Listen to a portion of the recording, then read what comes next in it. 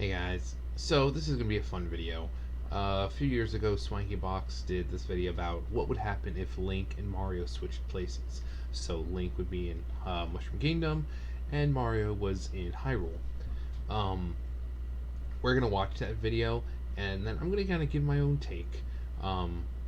Because he doesn't really go in depth with a lot of the things, like maybe the final boss for each game, but he does give some good points. But we're gonna go ahead and watch that. And let me lower that. Oh! Super Mario 64 and Ocarina of Time will always be landmarks in my childhood. Each offered a vast world to explore, with different abilities at your disposal to aid you in your quest. Seeing as Ocarina of Time was built with a heavily tweaked version of the Super Mario 64 engine, perhaps it's more than nostalgia that makes them seem to go hand in hand with each other. While they were both built from the ground up on a similar platform, how would things change if the worlds were to collide? Hey, How would Mario fare in the land of Hyrule, and how difficult would it be for Link to save Peach? Would Mario excel where Link had trouble? Would Link make short work of Mario's adversaries? Well, why don't we take a look? What if Mario and Link switched games on the Nintendo 64? With Mario's extreme athletic ability and his cartoon physics on his side, navigating the land of Hyrule wouldn't be too difficult at all. In fact, he could skip a lot of obstacles in the game. With really his jumping could. abilities, things would be a breeze. Link would definitely have a bit of trouble with some jumps in Super Mario 64. Without a Cucco to aid him at distance, he would probably often fall short on some longer jumps. Although the hover boots would definitely lend a helping hand. The Hookshot, assuming it's still latched onto grippable objects, would be another defining factor in Link's quest. Now that one is definitely interesting because, you know, in the game we don't know what it latches onto. There are certain things we know it latches onto vines. We know that it latches onto ladders, which are probably made of wood. The columns that you can hook onto, I assume there's some kind of rock, or something like that. So really, the only thing he can't hook onto is metal. Um, so I think considering a lot of Mario's world is these substances and elements to where he can hook onto, he should do fairly decent if he had to rely on his hook shot. If not, he can always rely on a combination of his hook shot and maybe the hover boots, hook himself to, to a certain distance and then kind of hover the short distance afterwards. But, I mean, we've got vines, we've got rocks, we've got wood. So it's safe to say Link would probably do fairly well in most of Mario's situations. But we're going to watch it and then we'll kind of go back. If it still worked, it could offer him plenty of shortcut options. Hypothetically, if you can hookshot items like gold Skulltula tokens, then you could probably use a hookshot to grab a star too. In terms of water, Mario wouldn't have to worry about needing various scales to dive deeper. He would have more difficulty with underwater puzzles and deeper dives though, since he would be unable to replenish his air. Link, on the other hand, would excel in water-based environments.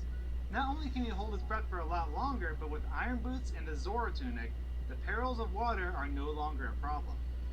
In addition, his fire tunic would also halve the damage he would take from the fire perils that are throughout the Mario universe. By far, the biggest benefit Link would have over Mario is the amount of health he has. Assuming we go by end-of-game standards, Link would have 20 hearts. If we compare Link's upgrade defense bonus that you get at the end of the game against Mario while he's wearing his hat, there's a huge health difference. Link would have 10 times the amount of health Mario has. In the Zelda universe, Mario would only have 2 hearts. That pretty much means he's a one-hit wonder for an Iron Knuckle. However, Mario would be able to restore health by resurfacing in any pool of water, and perhaps by also collecting rupees since he restores health by collecting currency in his own respective game. In terms of combat, Link again has the edge. With the ability to shoot from afar, he would make quick work of Irod, his Mario 64 Bongo Bongo counterpart, and a lot of other enemies. Chuck-Jobs might very well be the bane of Link's existence, due to needing to be thrown to be defeated, but with the ability to Z-target enemies, Link might be able to avoid their charge without needing Mario's mad hops. Skills aside, there are still some major flaws in each character that would probably prevent them from advancing at some point. Rainbow Ride and Tick-Tock Clock would be an absolute nightmare for Link. Now that I do agree with, TikTok clock being a clock, it's virtually all metal. But Rainbow Ride, however, let's go take a little look at a Rainbow. Now, the platforms seem like some of them look like they're made of wood, some of them look like they're made out of some kind of rock. So it wouldn't be too hard to assume that Link would have no problem scaling it with the combination of hover boots and the hook shots, his own jumping abilities. He doesn't jump as well as Mario, but he is a fairly good jumper. I mean, he has a lot of good strength when it comes to his jumps. So if he wanted, he could probably make a good distance. When he gets up to that ship right there, if I remember correctly, there's a gust of wind that you kind of have to avoid as Mario. Link, he would have no problem with any kind of strong winds or anything. Boom, he just slaps on the iron boots and he is ready to go. And this is just a small portion. I know there's a much bigger portion. It's almost like a house or a type thing, and you got to ride up to the top. But assuming that the place is pretty much like this, or like these wooden-looking blue blocks, I would assume they're wood, because if you look at the texture on this and look at the texture on the actual wood, it's fairly similar. So one might assume it's wood, which means Link should have no problem hook-shotting onto them. Ride and Tick-Tock Clock would be an absolute nightmare for Link, and so would the collapsing staircases in the Bowser level. With some luck, and only needing to gather 70 stars total, it would probably still be possible for Link to finish the game. This is only assuming that Link is capable of climbing poles like he can ladders, and the same goes for Mario. That, and Link might have to get pretty creative when trying to jump into some paintings. Mario would definitely have a more difficult time navigating through the complexity of puzzles that Ocarina of Time has. If he could utilize any equipment acquired in the game, then he could surely finish it and slay Ganon. However, with his basic skill set, he would... Now, I'm going to go back to that. He could surely finish it and slay Ganon.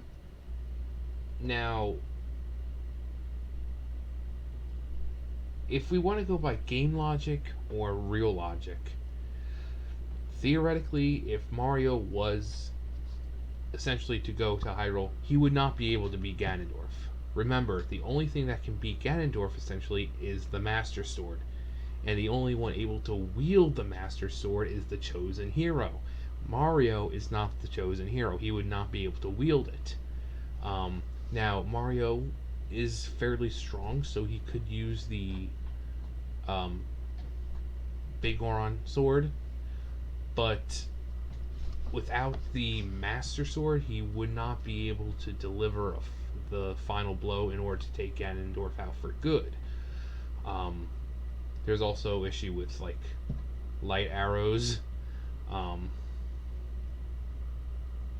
Assuming he can use bow and arrows, I think that's like one of those other things where he would have to get them from Zelda, but it's one of those things, same thing, kind of like a chosen hero kind of thing, being blessed by the goddesses.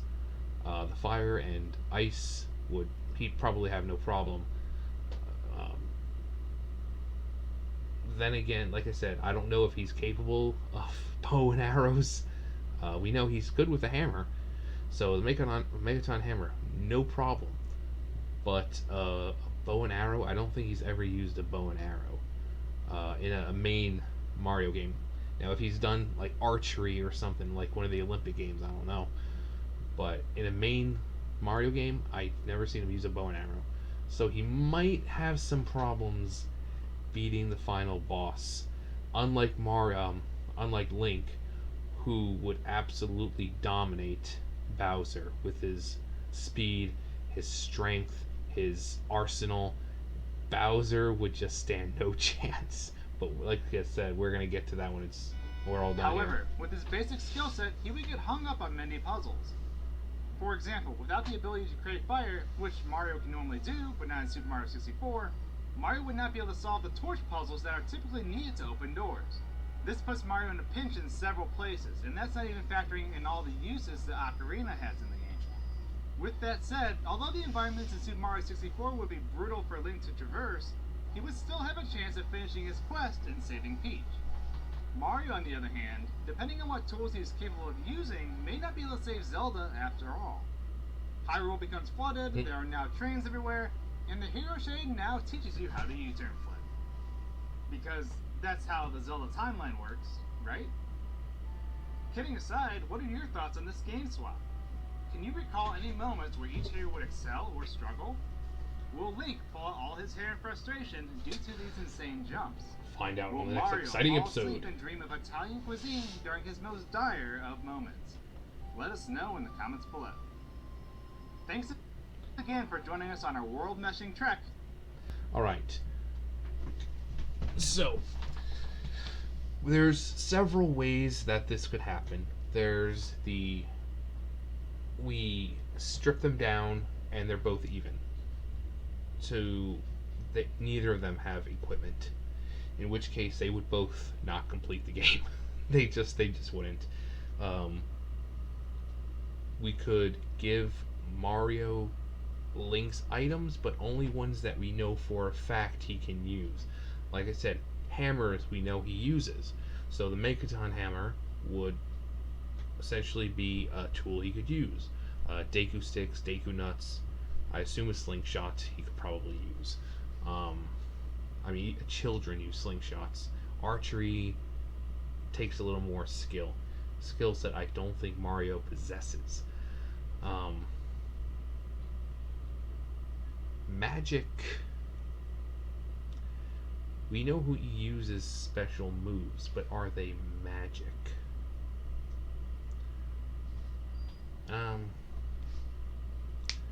So we've got the fireball.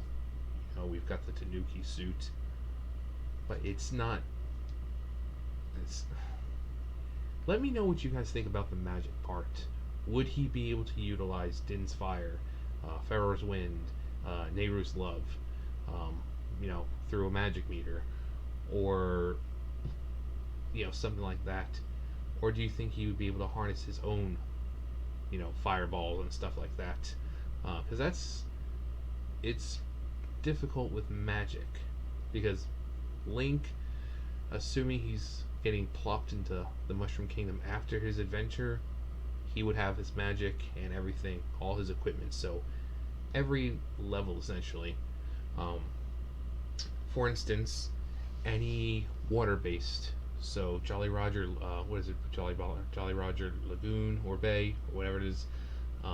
Dire Docks, Wet Dry World. Those would be easy pickings for Link because he's got tools that will help him through it. Shifting Sandland. Now, the 4 pillars there, you need Mario to ground pound. But if Mario has his Megaton hammer, that should be able to do the trick as well. You're just hitting it to where it, goes down. And I'm pretty sure the Megaton hammer hits a lot harder than Mario's ass. So one would assume all he has to do is just get up there. The bird flying around, Link being the master archer, he just shoots the thing down. Link is not as forgiving as Mario is. So, because if you remember, there's a bird just like that in Majora's Mask, and he has no problem slaughtering the thing. So, if you stand in Link's way, you will be sliced. Now, underwater for Mario, yes, he does have the ability to come up and regain health, but what if it's like, I don't know, deep in the water temple, and there's nowhere for him to come out, it's completely flooded, and he's locked in a room. What's he gonna do for air? He can't. He'll die. So, yeah, there's that. places with lava, Mario would be completely fucked. Um, Link, he's equipped for that. He's got his hover boots that can help him over most fire pits. He's got the Goron's tunic that can have fire damage. He would have essentially have a good time in there. Mario, however, like the Fire Temple, the Goron's tunic and Death Mountain Crater, you need the Goron's tunic, otherwise you cannot withstand the heat. Link, being a descendant of heroes and everything, his body is more attuned and capable of withstanding that kind of stuff. But even him, when you go in there and you have a low amount of hearts, you only have like 20 seconds to live. So that means Mario going in there, he has no chance of surviving. Link is a lot bigger than Mario, so Link or Mario, he wouldn't be able to wear the tunics. He wouldn't be able to. If you can't wear them as Child Link, you're not going to be able to wear them as Mario, because those two are about the same size. So yeah, Mario is not going to do too well in hot environments. He'd get into the Fire Temple somehow. Maybe if he jumps far enough and does his tricks, he can get into the Fire Temple. But in order to complete it, he's going to need resistance, which he doesn't have.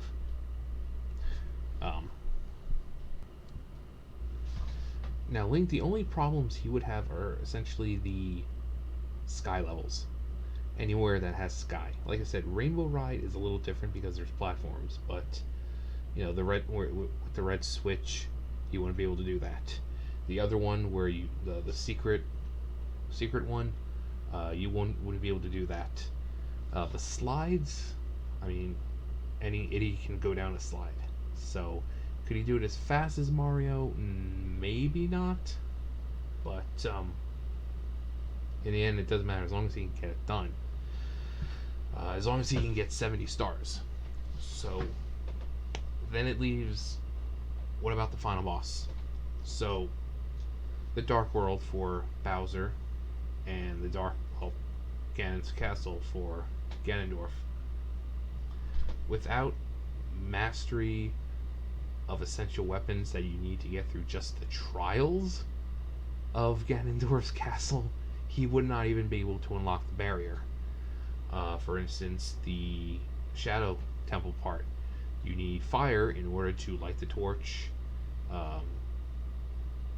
Things appear, because the gap from the platform you're on to where you need to go is just too great. Mario will not be able to jump.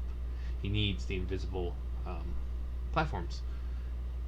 Link, when he's going through the Dark World, if there's objects he can latch onto, like I said, as long as it's, he can latch onto wood, he can latch onto stone, he can latch onto, like vines and stuff like that. So assuming most of these platforms are rock of some kind, he should have an easy time grappling up. And the poles, I'm pretty sure Link can climb a pole. And then getting to Bowser, once he gets there, like I said, easy work. Bowser only weighs a couple 100 pounds. And not to mention Link's got a sword. He can easily slash him. He doesn't need to blow Bowser up. He can just slash him to death. But if he has to pick him up, Bowser would be easy work for Link, given the fact that Link would have his golden gauntlets, and those things are able to throw granite. And if you've watched Game Theory and a few other YouTubers, you'll know how much that is. How strong Link has to be so that his arms do not snap like twigs. And he takes the granite and he just boom up behind him. And that weighs several thousand times more than Bowser. So Mario not be able to do that kind of stuff. So he may not even be able to get past the light arrow, not light arrow, the light temple portion. He's not going to be able to pick that up out of the ground. So Mario may not even get to make it to Ganondorf. There's also the fact of all the other trials, um, most of which would require, again, like the Fire Temple one, you need the Goron tunic. He can't use it. And there's a rupee in there that you have to collect that's under granite. And guess what? You need the gauntlets for it. If he doesn't have the gauntlets, he can't do it. And considering, like I said, Mario is around the same size as Young Link, if Young Link can't use it, Mario can't either. So Young Link can't use the gauntlets. Therefore, Mario can't. Young Link can't wear the different tunics. Therefore, Mario can't. Child Link is not able to wield the Master Sword or Big Goron Sword or stuff like that. But we're giving him the benefit of the doubt, and same with the Megaton Hammer since he does have experience with hammers. But beating Ganondorf, I don't think he would have an easy time with it. I think he would pretty much die. Because like I've said, the Master Sword is essentially the only thing that can take him down for good. Link doesn't have the Master, or Mario doesn't have a Master Sword. Ganondorf's not going down. But then Link over in the Mushroom Kingdom is slashing away at Bowser and making just little tiny bits of Bowser all over the place because Link is a lot more badass and savage than Mario is. But I think in the end, Zelda would be captured and stayed captured until Link got back, and Link would be over there getting some sweet, sweet peach. Probably